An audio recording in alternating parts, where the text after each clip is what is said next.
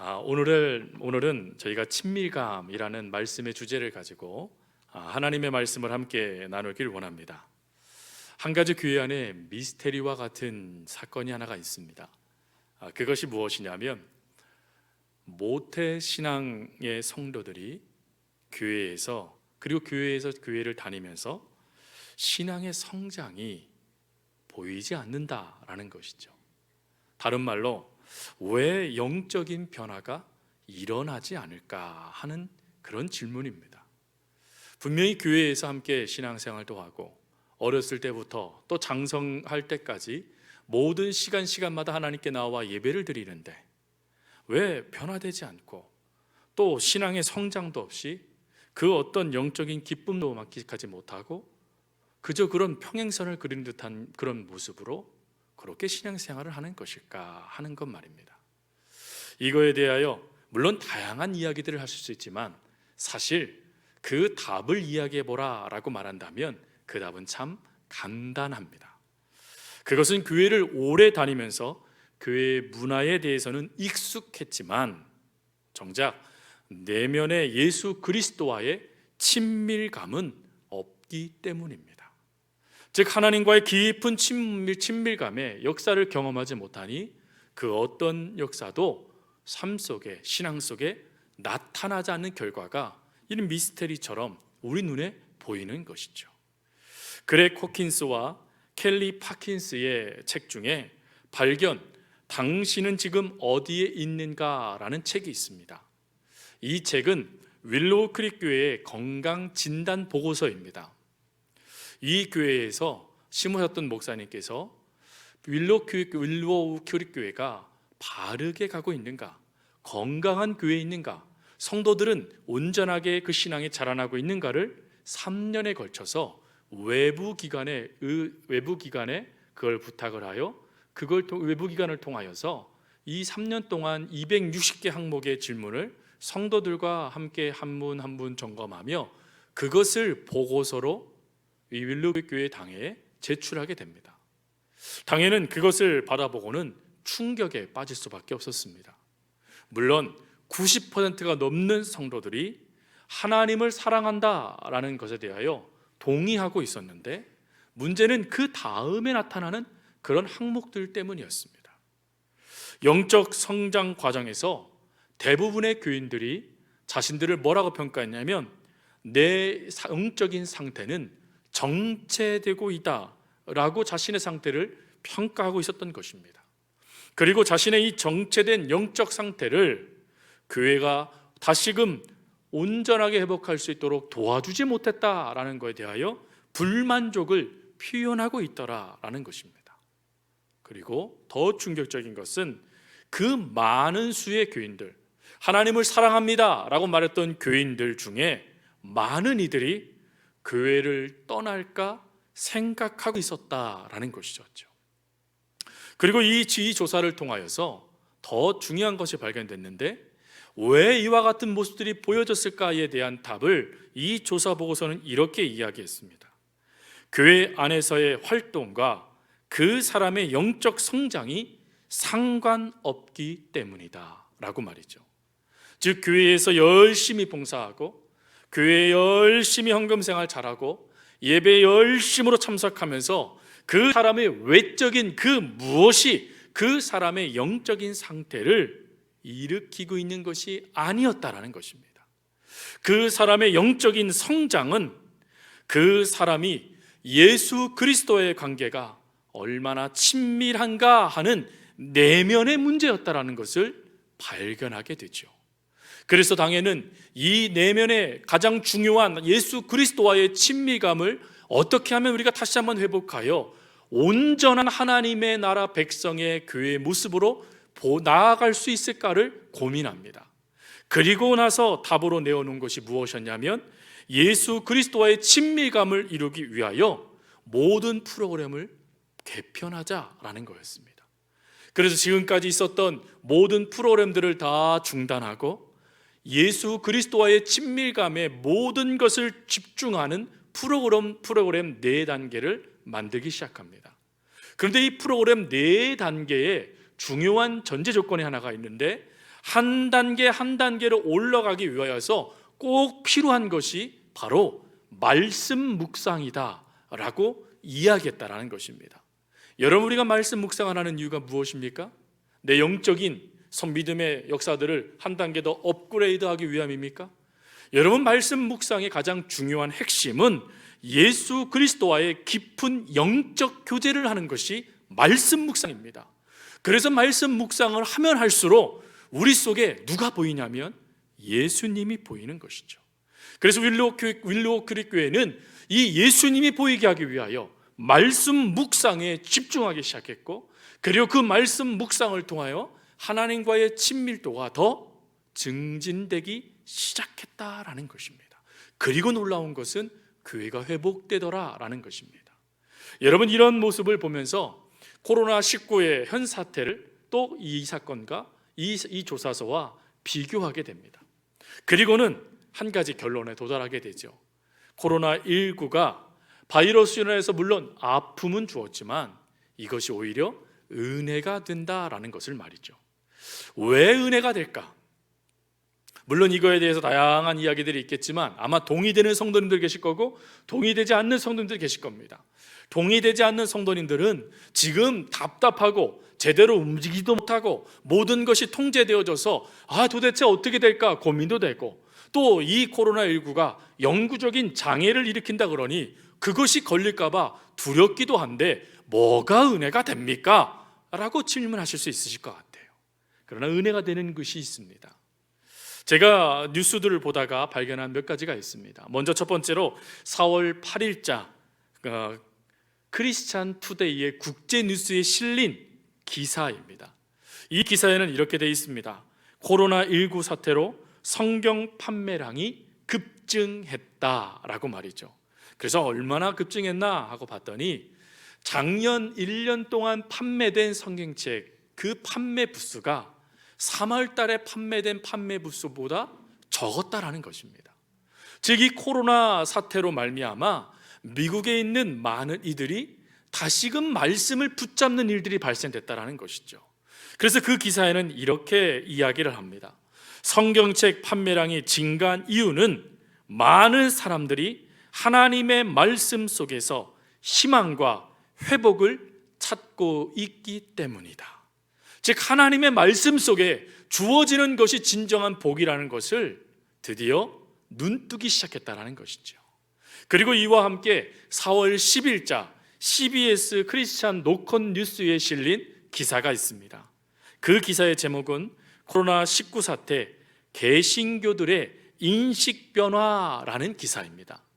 1000명의 우리 한국교회 교인들을 향하여서 1000명의 교인들을 대상으로 코로나19가 한국교회에 미친 영향력은 무엇입니까? 라는 것을 설문조사한 내용입니다.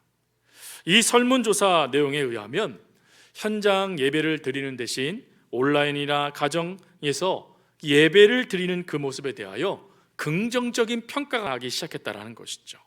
그러면서 그 평가 항목들을 몇 가지를 이렇게 표로 만들어서 이야기해 주었습니다. 온라인과 가정 예배 방송으로 예배를 드리는 교인 중 90.4%가 가족과 함께 예배를 드릴 수 있어서 좋았다라고 답했다라는 것입니다. 그리고 83.2%는 교회에 모여 예배는 드리지 못했지만 사회를 위하여 함께 사회의 모든 사람들과 공적인 문제에 동참할 수 있었으니 이것이 뿌듯했다라고 대답했다라고 하죠.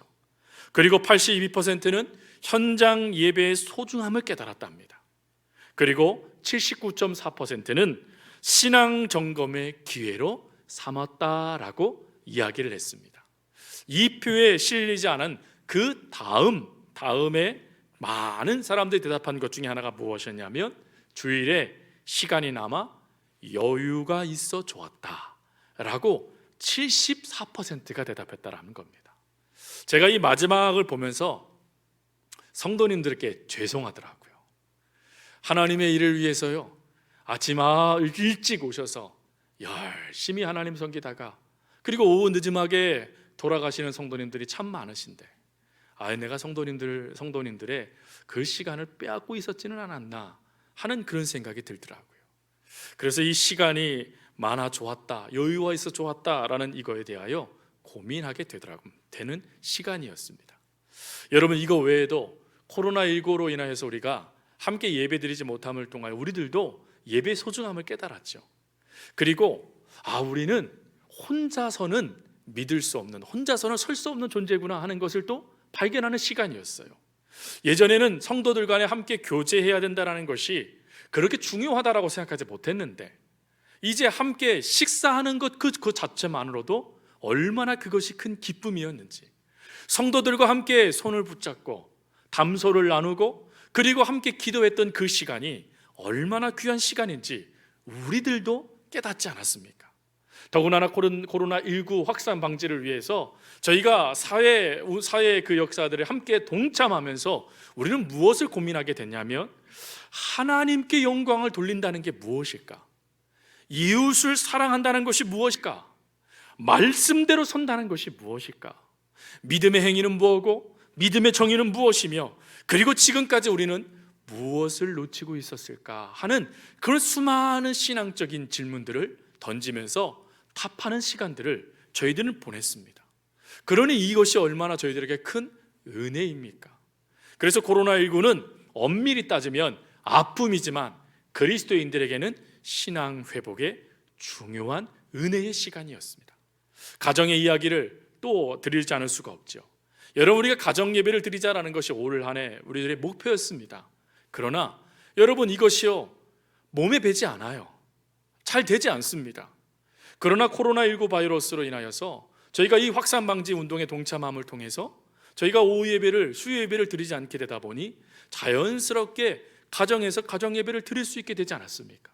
자연스럽게 가정에서 가정 예배를 드리면서 무엇을 보여주십니까? 또 실시간 예배를 성도님들이 가정에 있는 식구들과 함께 예배를 드리면서 어떠한 영향력을 미쳤습니까? 자녀들에게는 예배 드리는 자세가 어떤지를 보여주기 시작했죠.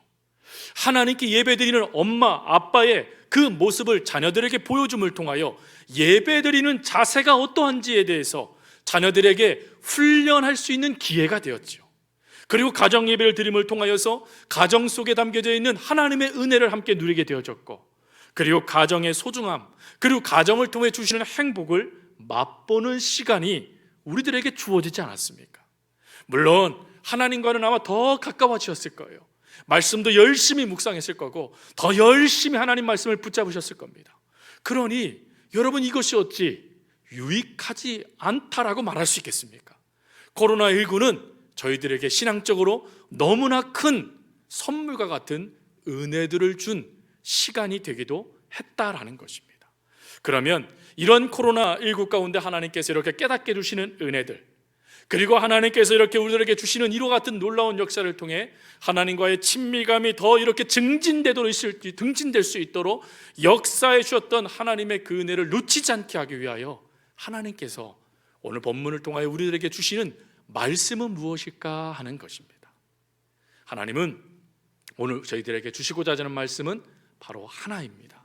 그것이 무엇이냐면 예수님을 깊이 생각해라 라는 것입니다. 예수님을 깊이 생각하는 것, 그것이 하나님과의 친밀감을 회복하는 중요한 마스터키다라는 것입니다. 그러면 예수님을 깊이 생각한다는 것이 무엇일까요? 먼저 오늘 본문 말씀을 다시 한번 봉독하도록 하겠습니다. 우리 3장 1절 말씀 함께 봉독합니다. 그러므로 함께 하늘의 부르심을 받은 거룩한 형제들아, 우리가 믿는 도리의 사도이시며 대제사장이신 예수를 깊이 생각하라. 아멘. 여러분, 여기에서 우리를 향하여 뭐라고 말하냐면 하늘의 부르심을 받은 거룩한 형제들이라고 이야기합니다. 여기서 이 부르심이라는 이 단어는 어떤 단어로 바꿀 수 있냐면 선택받은 이라는 단어로 바꿀 수 있는 단어입니다. 그러니까 우리는 하나님의 선택을 받은 형제들이라는 거예요. 형제는 뭘 말합니까? 가족이 되었다라는 것입니다. 우리는 하나님께 선택받을 뿐만 아니라 하나님의 가족이 된 하나님의 자녀들이라는 것이죠. 하나님의 자녀인 우리들에게 하나님은 무엇이라고 말씀하냐면 예수를 깊이 생각해라 라고 말씀하신다는 겁니다. 그러면 깊이 생각한다는 것이 뭘까요? 이 깊이 생각하다라는 이 단어는 헬라어로 카타노에사테라는 단어입니다. 이 카타노에사테라는 단어는 두 가지 뜻이 있어요. 첫 번째로는 생각을 고정하다라는 뜻이 있고, 두 번째 뜻은 어떤 것에 몰두해서 뚫어지게 바라보다라는 뜻이 있습니다. 물론 위에 있는 고정하다는 뜻과 비슷한 뜻이죠. 여러분, 무엇인가 뚫어지게 바라보는 것, 그것이 예수님을 생각하는 것이래요. 그래서 예수님을 생각하다라는 이 단어를 이렇게 정의할 수 있습니다. 예수님을 생각하다라는 것은 예수 그리스도께 정신과 시선을 집중해서 그분이 누구인지 깊이 생각하며 살아가는 것이다 라고 말이죠. 여러분, 예수님을 깊이 생각하며 그분께 우리들의 모든 시선을 맞추고 살아가는 그것을 친밀감이라고 말씀하신다는 것이죠. 여러분, 어떠십니까? 예수님을 깊이 생각하며 예수님께 여러분들의 모든 시선을 고정하며 살고 계십니까? 안타깝게도요, 우리들은 예수님께 모든 것을 고정해야 된다는 것을 알고는 있습니다. 그러나 현실적으로 예수님께 우리들의 모든 것을 고정하지 못하고 있죠. 예수님을 뚫어지게 바라보면서 그 모든 생각을 예수님께 집중하여 예수님께서 무엇이라 말씀하시는지 귀 기울여 들어야 되는데, 우리는 그러지 못하는 삶을 살아갈 때가 얼마나 많습니까? 여러분, 이 세상 가운데 가장 무섭고 비극적인 것이 무엇일까요? 여러분, 우리의 삶에 닥치는 어려움과 그리고 코로나19와 같은 질병일까요? 아니면 사건, 사고일까요? 물론 이 모든 것들은 우리를 충분히 힘들게 할 수 있습니다. 그러나 그보다 더 무섭고 비극적인 것이 있다면 우리가 예수님을 생각하지 않고 자기 자신만을 생각하는 것이라는 겁니다. 나 자신에게 집중하다 보니까 내가 지금 얻고 있는 것, 잃어버린 것, 내가 가진 것, 또 내가 갖지 못한 것, 거기에 우리들의 마음이 흔들립니다.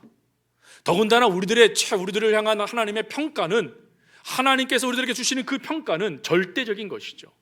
그러나 하나님의 평가보다 우리의 귀를, 우리들의 마음을 흔들어 버리는 것은 사람들이 지금 나를 어떻게 평가하고 있느냐 하는 그 평가이지 않습니까?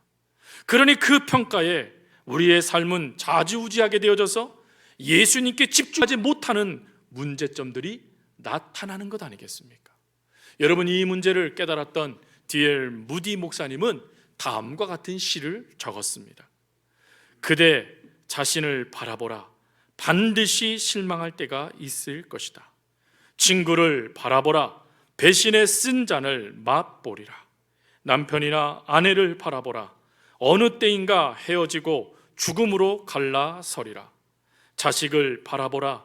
철이 나기 전에 세상을 떠나리라. 돈이나 명예를 바라보라. 어느 날 허무함을 맛보리라. 즉, 우리가 우리 자신에게 집중하여 바라보는 모든 것들은 이미 솔로몬이 이야기한 그 고백, 헛되고 헛되니 모든 것이 헛되도다 하는 그 헛됨, 허무함밖에 우리 속에 남겨놓지 않는다라는 것입니다. 이러니 우리들이 당연히 하나님의 친밀감을 놓쳐버리는 문제 가운데 놓이는 것 아니겠습니까? 그리고 두 번째로는 우리는 순간순간 수많은 것들을 바라보며 살고 있다는 것이죠. 여러분, 본다라는 이것은 큰 문제가 되지 않습니다. 우리는 매 순간 봅니다. 강대상 옆에 있는 이 아름다운 난꽃을 이렇게 보기도 하고 또 성도들의 모습을 보기도 하지요. 이렇게 우리는 보는 것은 참 중요하고 참 귀한 모습입니다. 그러나 무엇을 보느냐에 따라 결론이 달라집니다. 사랑하는 성도 여러분, 여러분들은 하나님을 바라보고 계십니까? 아니면 세상을 바라보고 계십니까? 하나님을 더 많이 바라보며 여러분들 시선을 고정하고 계십니까? 아니면 세상을 바라보며 거기에 여러분들의 모든 것을 고정하고 계십니까? 보고 있는 것들의 대부분이 혹 하나님이 아닌 세상이지는 않으십니까? 우리가 하나님이 아닌 세상을 바라보면서 세상 가운데 주어지는 유혹 한가운데서 우리의 시선과 생각이 예수님께 고정되지 못합니다. 오히려 우리들의 모든 것들이 아님을 알면서도 계속해서 엉뚱한 세상의 것들을 바라보고 있다 보니 마치 선악을 알게 하는 나무의 실과를 먹은 아담과 하와처럼 하나님을 향하신 초점을 놓치고 있는 것 아니겠습니까? 노만 빈센트 필 목사님이 그 일기 가운데, 그 삶 가운데 재미난 예가 하나가 있습니다. 어느 날 목사님이 후두염으로 고생을 하게 되어졌습니다. 그래서 주치의를 찾아가게 되죠. 주치의 의사는 목사님에게 이렇게 얘기합니다. 목사님, 요즘 걱정되는 일이라도 있으십니까? 그러자 목사님은 대답합니다. 네, 많은 설교에 지쳐 있습니다. 어려움을 당하는 성도들을 보면 내가 어려움을 당하는 것만큼이나 마음이 아픕니다. 많은 사역을 감당할 수 없어서 안타까울 뿐이지요. 그러자 이 이야기를 들었던 의사는 노만 필 목사님에게 이렇게 이야기했다고 합니다. 닥터 필, 문제를 보지 말고 하나님을 보시지요. 문제에 초점을 두지 말고 그 문제를 해결하는 하나님께 초점을 두시지 그래요 라고 이야기했다고 합니다. 이 이야기가 이 목사님의 그 다음 주의 설교의 주제가 됩니다. 하나님께 초점을 맞추지 못했다는 그 모습이 성도들에게 회개가 되어졌고, 그리고 성도들과 함께 하나님께 모든 초점을 맞추게 되어지는 출발점이 됐다라는 것입니다. 여러분, 성경은 끊임없이 우리들에게 무엇을 이야기하십니까? 바로 하나님께 초점을 맞추라라고 말씀하지 않으십니까? 호세아서 12장 6절 말씀입니다. 우리 같이 한번 읽겠습니다. 호세아서 12장 6절 말씀. 그런즉 너희 하나님께로 돌아와서 인애와 정의를 지키며 항상 너희 하나님을 바랄지니라. 아멘. 여러분, 항상 하나님을 바라랍니다. 히브리서 12장 2절 말씀입니다. 역시 똑같이 읽겠습니다. 믿음의 주요 또 온전케 하시는 이인 예수를 바라보자. 그는 그의 앞에 있는 기쁨을 위하여 십자가를 참으사 부끄러움을 개의치 아니하시더니 하나님 보좌 우편에 앉으셨느니라. 아멘. 여러분, 끊임없이 우리들에게 성경은 무엇이라 말씀하냐면, 우리들의 시선은 세상에 있는 그 알면서도 아닌 것을 바라보라라고 말씀하는 것이 아니라 우리들의 모든 것을 아시는 하나님, 심지어 십자가의 부끄러움도 마다하지 아니하시고 우리를 위하여 모든 잔을 마시는 예수 그리스도를 바라보며 나아가라라고 말씀하신다라는 것이죠. 여러분, 이것은 우리들이 알므로 끝나는 문제가 아닙니다. 이 말씀은 반드시 우리들이 믿어야 되고 믿었으면 그렇게 살아야 되는 것이죠. 한영 목사님의 책 아멘 다음이 중요하다라는 이 책에 이런 글귀가 있습니다. 원망하지 마라. 무엇보다도 당신 곁에 주님이 계심을 믿어라. 나와 친한 사람들, 똑똑한 사람들, 주변의 많은 사람들의 소리가 아닌 오직 하나님의 말씀을 붙잡아라.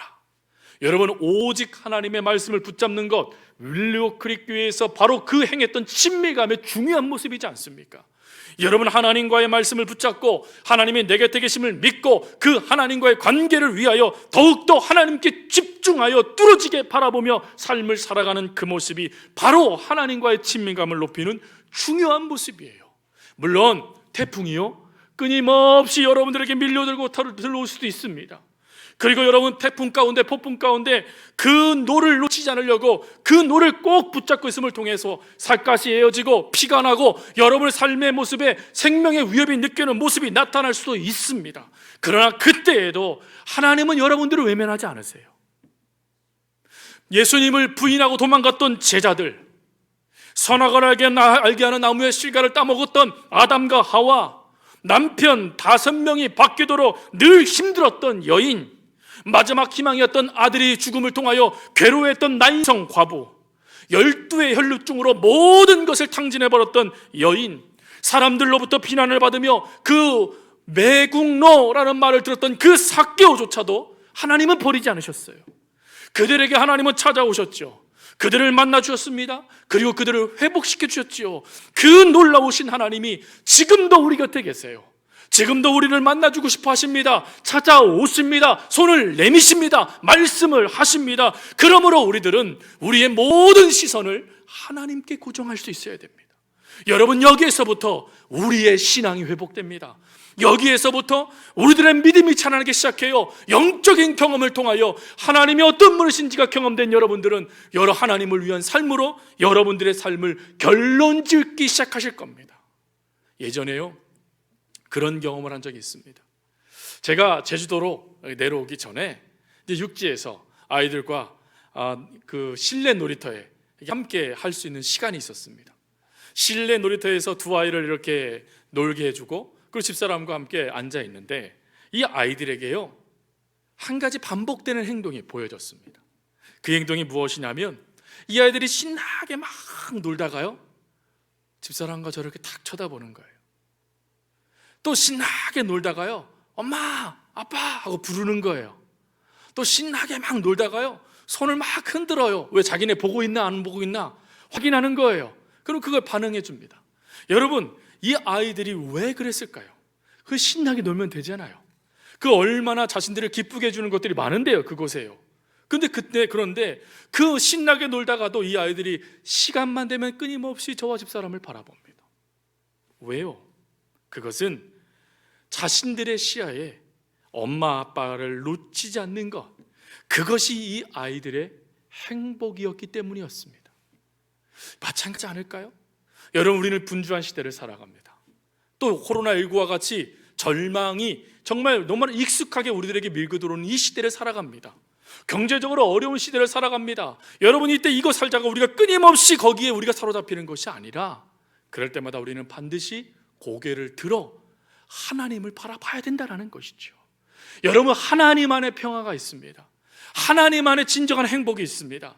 하나님 안에 진정한 자유가 있습니다. 그러니 그 하나님이 지금 나와 함께 하신다는 것을 늘 놓치지 않고 그 하나님께 내 모든 시선을 고정하는 그 친밀함, 하나님은 오늘 우리들이 그것을 회복하길 원하세요. 여러분, 이 친밀함 가운데 우리는 확신하게 되죠. 무엇을 확신합니까? 바로 이 찬송가의 가사와 같은 고백을 확신하게 돼요. 나의 힘이 되신 여호와여, 내가 주님을 사랑합니다. 주는 나의 반석이시며 나의 요새시라.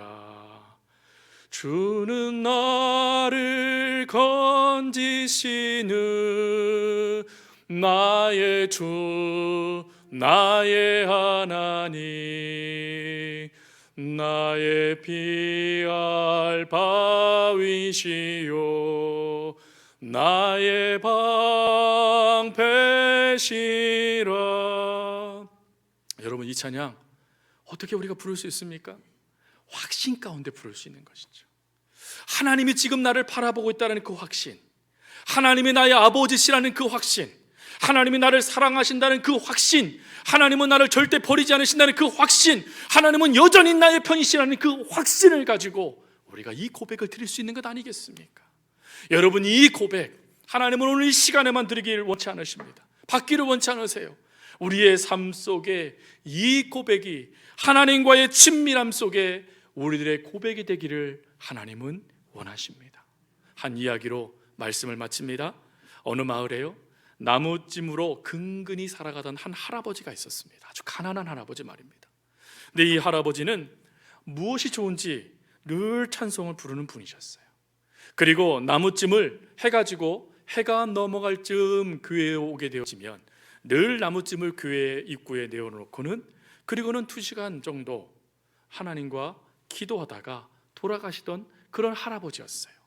근데 그 할아버지의 모습을 지켜보던 목사님이 어느 날 이렇게 묻습니다. 할아버지, 무슨 소원이 그렇게도 많으세요?